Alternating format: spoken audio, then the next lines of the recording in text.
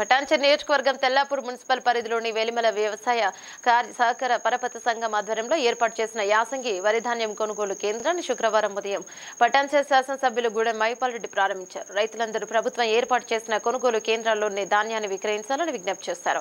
దళారులను ఆశ్రయిస్తే నష్టపోతారని సూచించారు. ప్రభుత్వం సన్న రకం వడ్ల పైన క్వింటాలు 2,320 రూపాయలతో పాటు అదనంగా 500 రూపాయలు బోనస్ గా చెల్లిస్తోందని తెలిపారు. ప్రభుత్వం అందిస్తున్న ఈ సువర్ణ అవకాశాన్ని రైతులు సద్వినియోగం చేసుకుని ఆర్థిక అభివృద్ధి సాధించాలని కోరారు. కార్యక్రమంలో పటాన్చెరు వ్యవసాయ మార్కెట్ కమిటీ మాజీ చైర్మన్ విజయ్ కుమార్, వెలిమెల పిఎస్సిఎస్ అధ్యక్షులు బుచ్చిరెడ్డి, సీనియర్ నాయకులు సోమిరెడ్డి, దేవేందర్ యాదవ్, మాజీ ప్రజాప్రతినిధులు, రైతులు పాల్గొన్నారు.